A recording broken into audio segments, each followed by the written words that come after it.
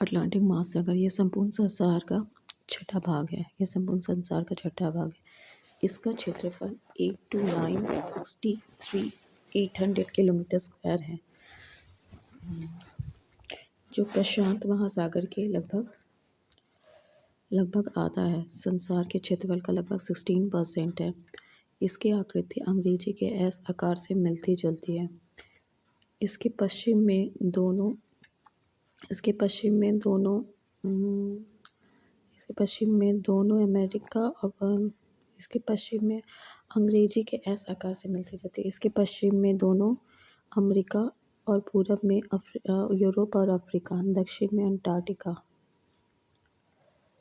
उत्तर में Greenland, Hudson की खाड़ी, बाल्टिक सागर, उत्तरी सागर मग्न तट पर स्थित है। इस महासागर की सबसे महत्वपूर्ण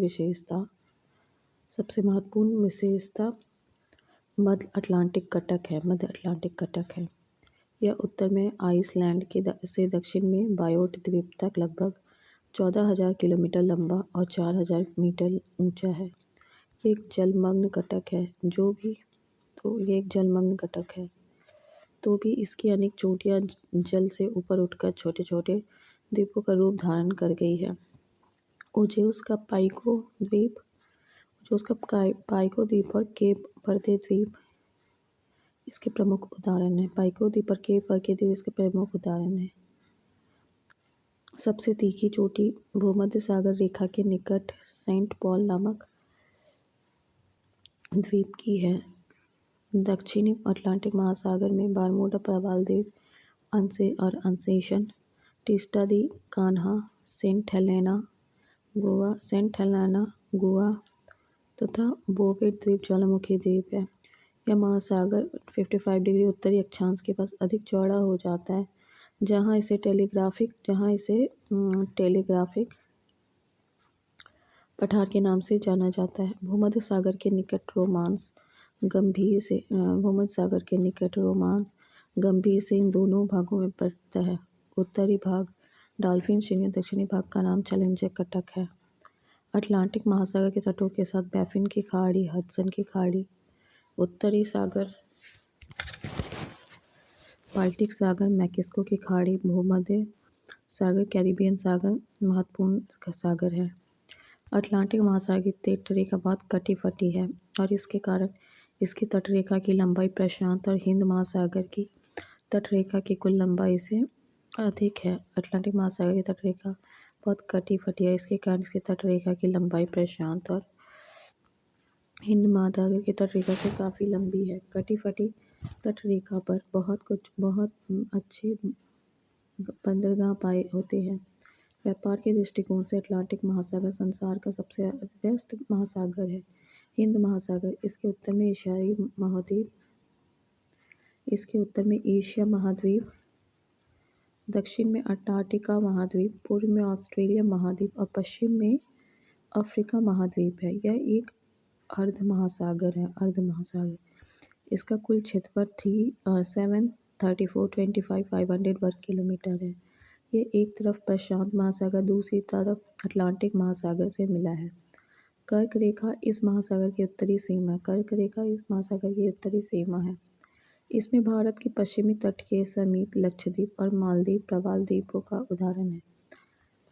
इसमें भारत के दक्षिण पश्चिमी तट के समीप लक्षद्वीप और मालदीव प्रवाल द्वीपों के उदाहरण हैं। मॉरीशस और रियूनियन द्वीप ज्वालामुखी प्रक्रिया से उत्पन्न द्वीप है। इस महासागर का सबसे बड़ा द्वीप मेडागास्कर है। मेडागास्कर के पूर्व में मॉरीशस द्वीप है। इस महासागर में वास्तविक तटवर्ती सागर दो ही हैं। ये है लाल सागर और फारस की खाड़ी। अरब सागर, बंगाल की खाड़ी, ये गणना भी सागरों में की जाती है, लेकिन ये हिंद महासागर के उत्तरी विस्तार मात्र ही है। डियागो गार्सिया द्वीप इसी महासागर में है। डियागो गार्सिया द्वीप इसी महासागर में है। आर्कटिक महासागर यह उत्तरी ध्रुव के चारों ओर है। यह आर्कटिक वृत्त के अंदर स्थित है। वास्तव में यह अटलांटिक महासागर का उत्तरी विस्तार ही है। यह बेरिंग जलसंधि नामक उथले सागर के संकरे भाग द्वारा प्रशांत महासागर से जुड़ा है। यह यूरोप, एशिया एवं उत्तरी अमेरिका के उत्तरी तटों से घिरा है। इसका अधिकांश भाग वर्ष भर हिम की मोटी परत से ढका रहता है। सेलिबिच सागर इसी महासागर में है। महासागरों में सबसे बड़ा प्रशांत महासागर, सबसे छोटा आर्कटिक महासागर है। महासागरीय धाराएं एक निश्चित दिशा में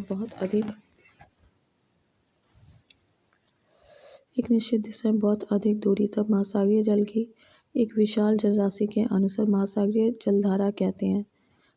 धारा दो प्रकार की होती है, गर्म जलधारा और ठंडी जलधारा।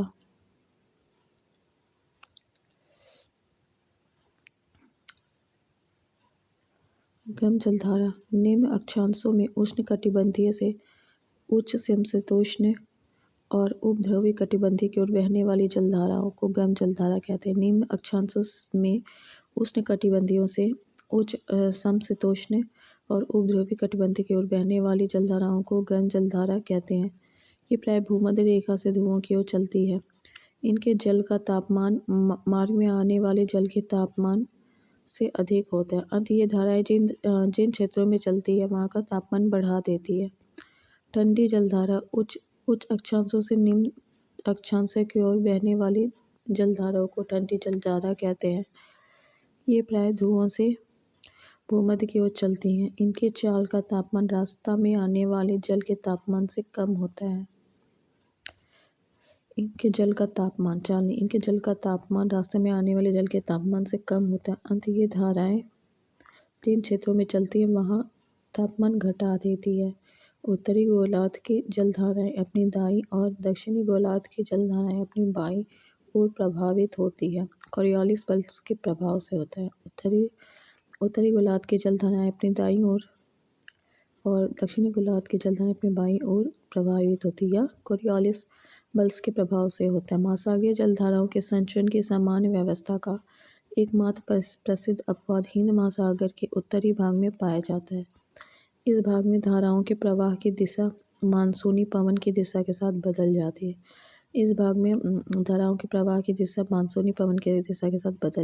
गर्म जलधाराएं ठंडे सागर की ओर और ठंडी जलधाराएं गर्म सागरों की ओर बहने लगती है। प्रशांत महासागर की गर्म जलधाराएं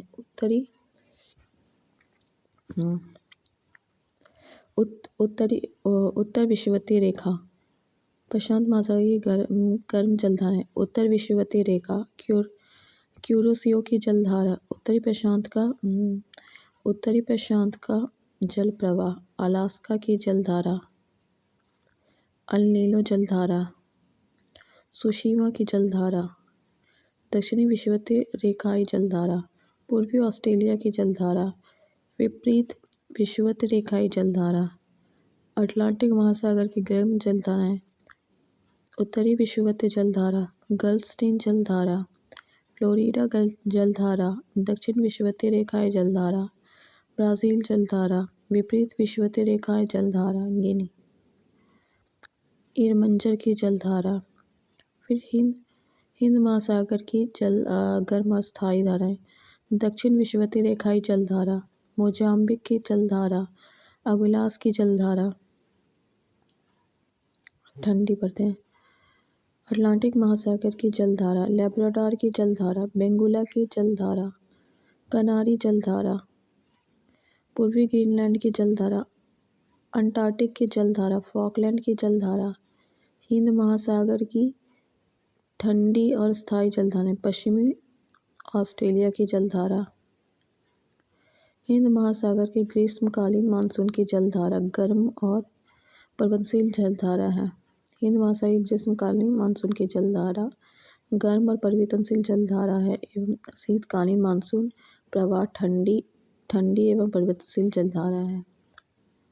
शीतकालीन मानसूनी प्रवाह ठंडी एवं परिवर्तनशील जलधारा। सरगासो सागर उत्तरी अटलांटिक महासागर में 20 से 40 डिग्री उत्तरी अक्षांशों 35 से 75 पश्चिमी देशांतर के मध्य चारों ओर प्रभावित होने वाली जलधाराओं के मध्य स्थित शांत एवं स्थिर जल के क्षेत्र को सरगासो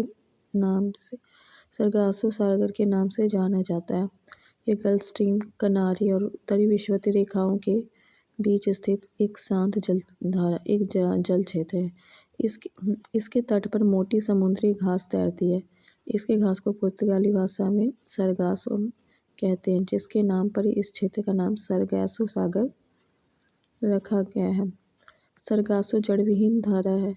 सरगासो सागर का क्षेत्रफल लगभग 11,000 किलोमीटर है। यहाँ अटलांटिक की सर्वाधिक लवणता 37 डिग्री व औसत वार्षिक तापमान 26 डिग्री सेल्सियस होता है। 37% है लवणता। सरगासो सागर को सर्वप्रथम अब स्पेन के नाविकों ने देखा था। सरगासो सागर को महासागरीय मरुस्थल के रूप में पहचाना जाता है। न्यू फाउंडलैंड के समीप ही गल्फ स्ट्रीम और लैब्राडोर जलधारा मिलती है। न्यू फाउंडलैंड के समीप ही गल्फ स्ट्रीम और लैब्राडोर जलधारा मिलती है। न्यू फाउंडलैंड पर ही समुद्री मछली पकड़ने का प्रसिद्ध स्थान ग्रेट बैंक उत्तरी अटलांटिक महासागर में स्थित है। न्यू फाउंडलैंड पर ही समुद्री मछली पकड़ने का प्रसिद्ध स्थान ग्रैंड बैंक उत्तरी अटलांटिक महासागर में स्थित है। गर्म एवं ठंडी जलधारा जहाँ मिलती है वहाँ प्लैंकटन नामक घास मिलती है, जो मछलियों का मुख्य आहार है, जिससे उस स्थान पर मत्स्य उद्योग अत्यधिक विकसित हुआ है। डॉगर बैंक, ग्रेट बैंक, डॉगर बैंक उत्तरी सागर यूरोप, ग्रैंड बैंक और जॉर्ज बैंक एवं जॉर्ज बैंक आदि मत्स्य क्षेत्र की उपस्थिति ऐसे क्षेत्रों में विद्यमान है। जापान के निकट क्यूरोशियो की गर्म जलधारा और ओयोशियो की ठंडी जलधारा के जल में मिलने से वहाँ पर घना कुहासा छाया रहता है। महासागरों के पश्चिमी भाग में विस्तृत रेखा के समीप उत्तर और दक्षिणी विषुवतीय रेखाएं धाराओं के अभिसरण के कारण इतनी अधिक मात्रा में जलराशि एकत्रित हो जाती है कि पश्चिम से पूर्व की ओर सामान्य ढाल बन जाता है। महासागर के पश्चिमी भाग में विषुवत के समीप उत्तर एवं दक्षिणी विषुवतीय रेखाएं धाराओं के अभिसरण के कारण इतनी अधिक मात्रा में जलराशि एकत्रित हो जाती है कि पश्चिम से पूर्व की ओर सामान्य ढाल बन जाता है। फलस्वरूप प्रति विषुवतीय धारा प्रभावित होने लगती है।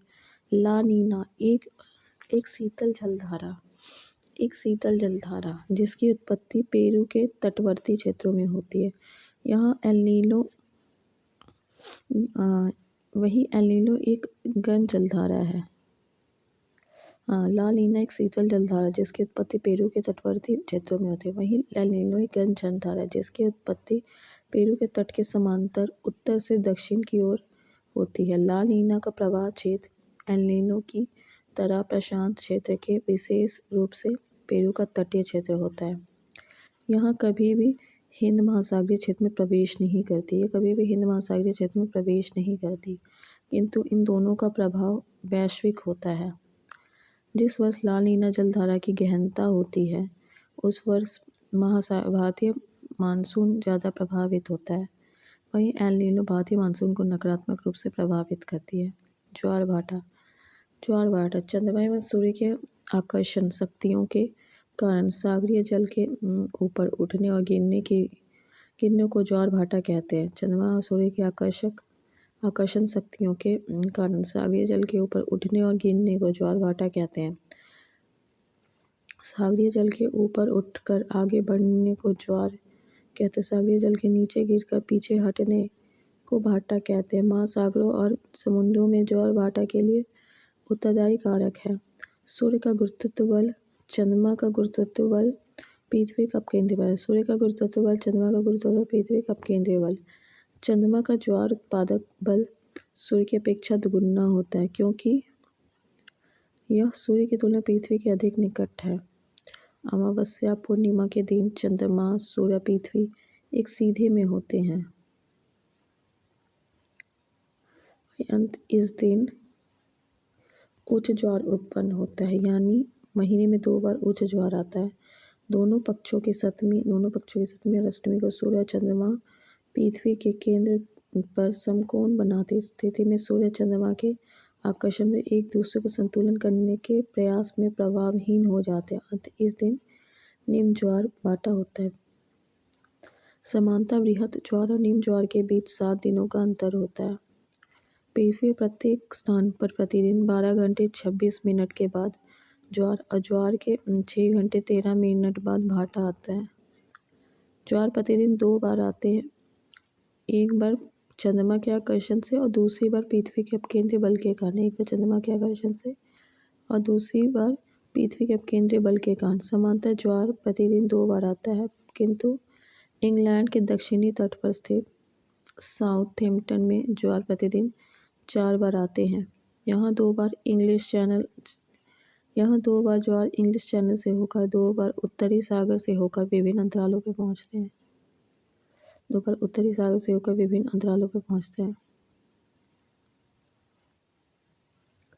विश्व का सबसे ऊंचा ज्वार भाटा कनाडा के नवाकोशिया में स्थित फंडी की खाड़ी आती है। विश्व का सबसे ऊंचा ज्वार भाटा कनाडा के नवाकोशिया में स्थित फंडी की खाड़ी में आता है। ज्वारीय उभार की ऊंचाई 15 से 16 मीटर के बीच होता है। ज्वारीय उभार की ऊंचाई 15 से 16 मीटर के बीच होती है, क्योंकि वहाँ पर 2 उच्च ज्वार और 2 निम्न ज्वार प्रतिदिन आते हैं। वायुमंडल। पृथ्वी के चारों ओर घिरे वायु के विस्तृत फैलाव को वायुमंडल कहते हैं। पृथ्वी के चारों ओर से घिरे वायु के विस्तृत फैलाव को वायुमंडल कहते हैं। वायुमंडल के ऊपरी परत के अध्ययन को आयुर्विज्ञान और निचली परत के अध्ययन को ऋतुविज्ञान कहते हैं। ऊपरी परत को वायुविज्ञान और निचली परत को ऋतुविज्ञान कहते हैं। वायु पृथ्वी के द्रव्यमान का अभिन्न अंग है और इसके कुल द्रव्यमान का 99% पृथ्वी की सतह से 32 किलोमीटर की ऊंचाई तक स्थित है। वायुमंडल में पाए जाने वाले कुछ महत्वपूर्ण गैस। नाइट्रोजन। इस गैस की प्रतिशत मात्रा सभी गैसों से अधिक है। नाइट्रोजन की उपस्थिति के कारण ही वायु दाब, पवनों की शक्ति, प्रकाश के परिवर्तन का आभास होता है।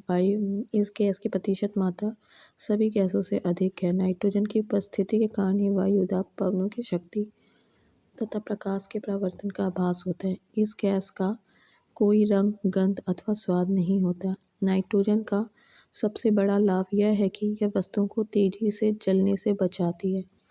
यदि वायुमंडल में नाइट्रोजन ना होती तो आग पर नियंत्रण रखना कठिन हो जाता। नाइट्रोजन से पेड़ पौधों में प्रोटीन का निर्माण होता है, जो भोजन का मुख्य अंग है। यह गैस वायुमंडल में 128 किलोमीटर की ऊंचाई तक फैला है। अच्छा, ये क्या है? वायुमंडल की स्थायी गैसें। Nitrogen 78.8, oxygen 20.95, argon 0.93, carbon dioxide 0.036, neon 0.002, helium 0.005, krypton 0.001, xenon 0.00009, hydrogen 0.00005। Oxygen. अब आ गया ऑक्सीजन। यह अन्य पदार्थों के साथ मिलकर जलने का कार्य करती है। ऑक्सीजन के अभाव में हम ईंधन नहीं जला सकते। अंत यह ऊर्जा का मुख्य स्रोत है। यह गैस वायुमंडल में 24 किलोमीटर की ऊंचाई तक फैला है, परंतु 16 किलोमीटर से ऊपर जाकर इसकी मात्रा बहुत कम हो जाती है। 24 नहीं, 64 किलोमीटर, 16 किलोमीटर से ऊंचाई पर जाने इसकी मात्रा बहुत कम हो जाती है। 120 किलोमीटर की ऊंचाई पर ऑक्सीजन की मात्रा नगण्य हो जाती है। कार्बन डाइऑक्साइड ये सबसे भारी गैस है। इस कारण ये सबसे निचली परत में मिलती है। इसका अधिकांश विस्तार 32 किलोमीटर की ऊंचाई तक है। वैसे यह 90 मिलीमीटर की ऊंचाई तक पाई जाती है। यह गैस सूर्य से आने वाली विकिरण के कारण पारगम्य तथा पृथ्वी से परावर्तित होने वाले विकिरण के लिए अपारगम्य होती है। यह गैस सूर्य से आने वाले विकिरण के लिए पारगम्य तथा पृथ्वी से परावर्तित होने वाले विकिरण के लिए अपारगम्य होती है। अतः यह कांच घर या पौधा घर प्रभाव के लिए उत्तरदायी है। वायुमंडल के निचली परत पर वायुमंडल की निचली परत को गर्म रखती है। वायुमंडल की निचली परत को गर्म रखती है।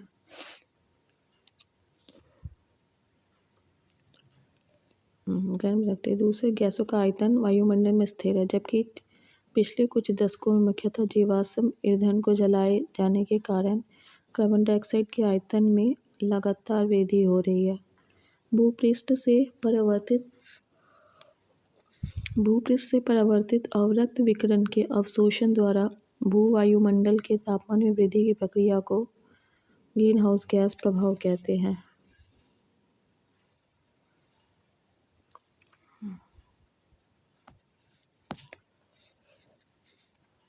ओजोन।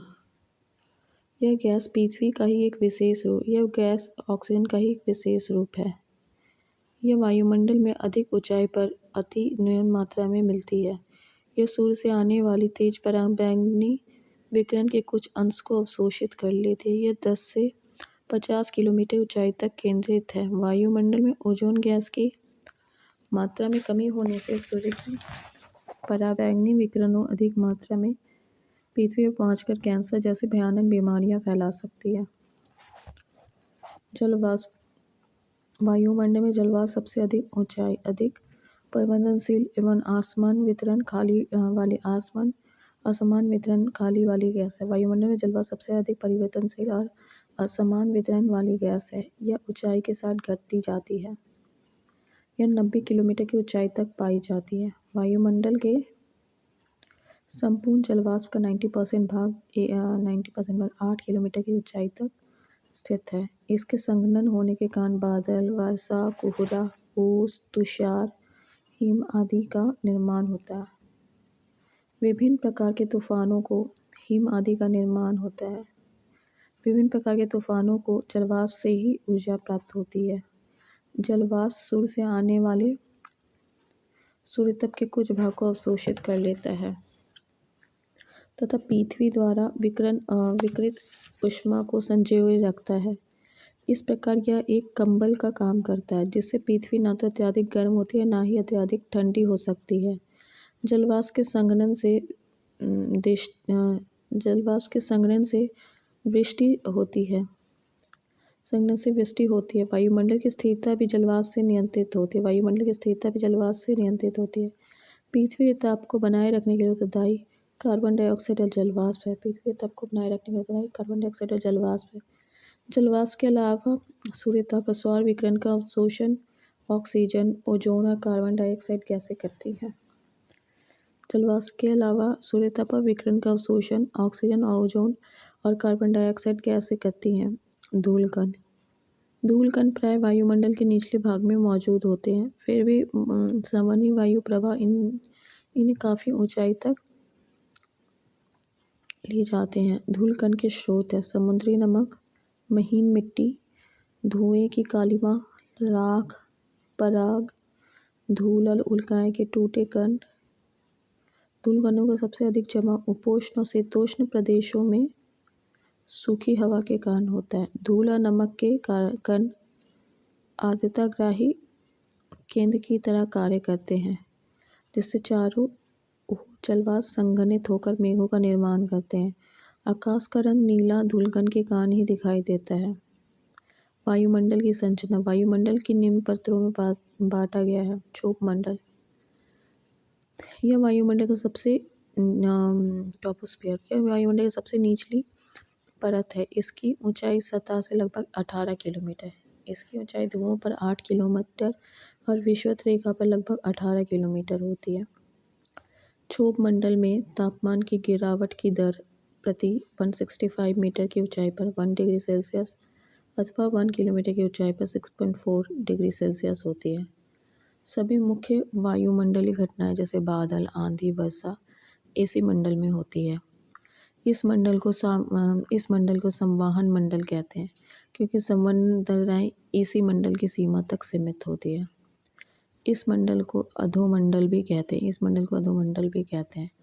जैविक क्रिया के लिए यह महत्वपूर्ण संस्तर है। क्षोभ मंडल और संताप मंडल को अलग अलग करने वाले भाग को क्षोभ मंडल कहते हैं। क्षोभ और संताप को अलग अलग करने वाले भाग को क्षोभ सीमा कहते हैं। विषुवत रेखा के ऊपरी क्षोभ सीमा में हवा का तापमान 18 डिग्री सेल्सियस और ध्रुव के ऊपर विषुवत वृत्त के ऊपर क्षोभ सीमा का लगभग तापमान -80 डिग्री सेल्सियस, ध्रुव के ऊपर -40 डिग्री सेल्सियस होता है।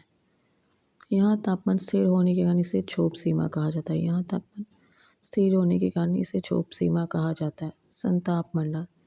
संताप मंडल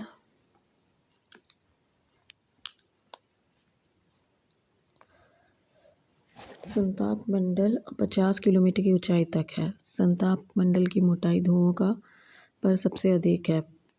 कभी कभी विषुवत रेखा पर इसका लेप हो जाता है, कभी कभी विषुवत रेखा पर इसका लोप हो जाता है। इसमें मौसमी घटनाएं जैसे आंधी, बादल की गरज, बिजली कड़क, धूलकण, जलवास आदि कुछ नहीं होती है। इस मंडल में वायुयान उड़ाने की आदर्श दशा पाई जाती है। कभी कभी इस मंडल में विशेष प्रकार के मेघों का निर्माण होता है, जिसे मुलाव मेघ कहते हैं। संताप मंडल के एक महत्वपूर्ण लक्षण यह है कि इसमें ओजोन गैस की एक परत पाई जाती है, जो सूर्य से आने वाली पराबैंगनी किरणों को अवशोषित कर लेती है।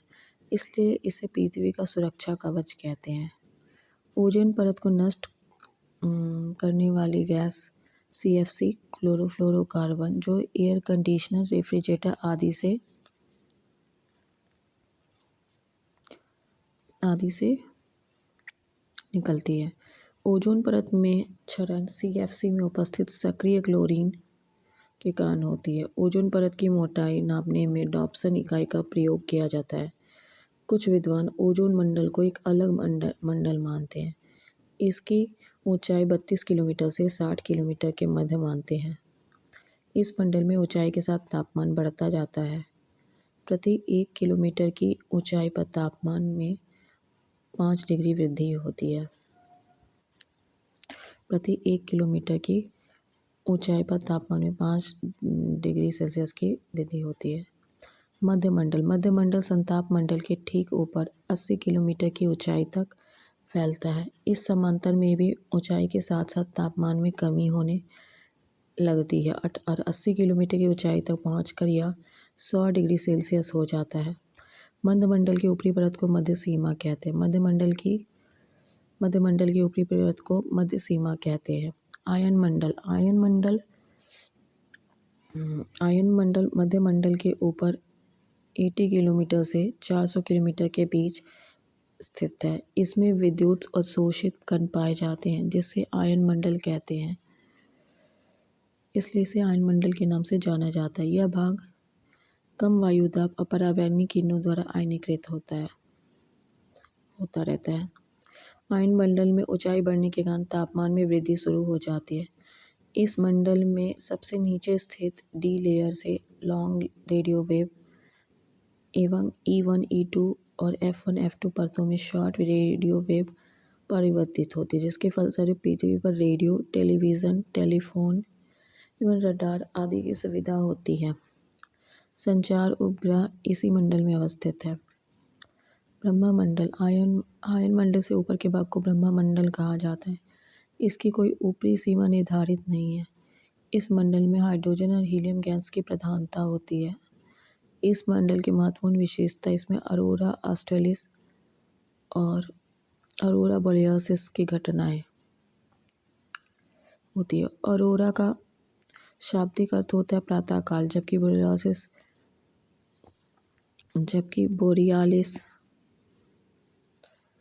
ऑस्ट्रेलिस का अर्थ है उत्तरी और दक्षिणी होता है। इस कारण इन्हें उत्तरी ध्रुव प्रकाश एवं दक्षिणी ध्रुव प्रकाश कहा जाता है।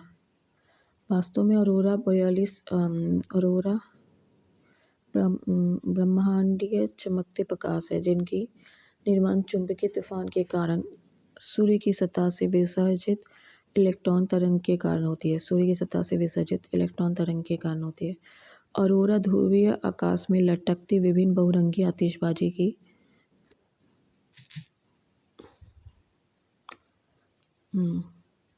अरोरा ध्रुवीय आकाश में लटके विभिन्न बहुरंगी आतिशबाजी की तरह दिखाई देती है। ये प्राय आधी रात के समय दृष्टिगत होते हैं। सूर्य ताप सूर्य से पृथ्वी तक पहुंचने वाली सौर विकिरण ऊर्जा को थैंक्स फॉर वॉचिंग।